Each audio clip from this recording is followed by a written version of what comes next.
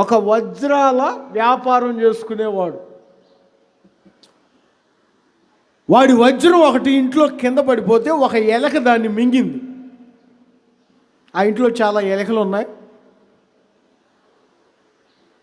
ఏ ఎలక మింగిందో వాడికి అర్థమై సావలా. అర్థమైందా? ఎలుకలు పట్టేవాడిని ఒకడిని పిలిపించాడు.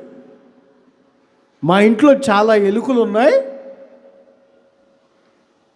నా దగ్గర ఉన్న ఒక వజ్రం మాత్రం ఒక ఎలుక మింగింది, అది ఏ ఎలుకో నాకు అర్థం కావట్లేదు, నువ్వు కొంచెం పట్టుకొని ఇస్తే నీకు కొంత సహాయం చేస్తాను అని చెప్పాడు.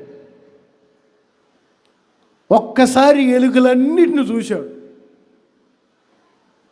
ఎలుకలు పట్టేవాడు ఎలుకలన్నిటిని చూసి తిన్నగా వాటి మధ్యలోంచి ఎలుకను ఒకదాన్ని పైకి తీశాడు. ఇదే నీ వజ్రం మింగిందని. వాడికి అర్థం కాల, ఆ ఇంటి వాడికి అర్థం కాల. మేము అసలు పొద్దుటి నుంచి సాయంత్రం వరకు తలకిందులు అవుతుంటే నువ్వు క్షణాల్లో ఎట తీసావు వజ్రం పట్టుకున్న ఎలుకను అని, వజ్రం మింగిన ఎలుకనంటే, అప్పుడు వీడు చెప్పిన మాట ఏంటో తెలుసా? ఇది కొంచెం విచిత్రంగా ప్రవర్తిస్తుంది అని. అన్నీ ముందు నడుస్తుంటే ఇది కొంచెం ఆగి నడుస్తుంది. ఎందుకంటే దీనికి గర్వం. నా కడుపులో, చెప్పాలి మీరు, నా కడుపులో వాటితో పాటు నడవే, నేను నడవను, నాకు వజ్రం ఉంది.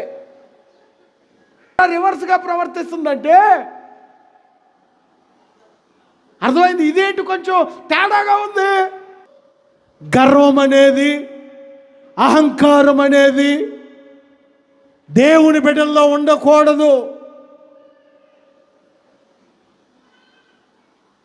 నిన్ను దేవుడు ఆశీర్వదించాలంటే నీ చుట్టూ ఎంత ఆస్తున్నా, నీకు ఎంత బలమున్నా, నీ దృష్టికి నీవు అల్పుడిగానే ఉండాలి.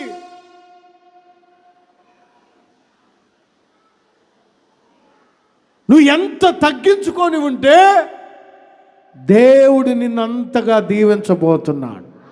కొంచెం గట్టిగా చెప్పండి. హోదా ఉంది కదా అని నిన్ను నీవు హెచ్చించుకుంటే ఎలా? హోదా ఉంది కదా, అధికారం ఉంది కదా అని రాజుకు తెలియకుండా, రాజాజ్ఞ లేకుండా ఒకరిని చంపడానికి వాడింట్లోనే ఉరికోయి ఏర్పాటు చేశాడు.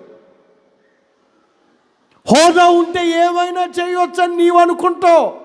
ఒకవేళ హోదా ఉంటే ఆ హోదాని బట్టి నీవు గర్విస్తూ నీ ఇష్టం వచ్చినట్లు ప్రవర్తిస్తుంటే నీవు ఏదైతే చేసావో అదే నిన్ను చంపుద్దిరా బాబు.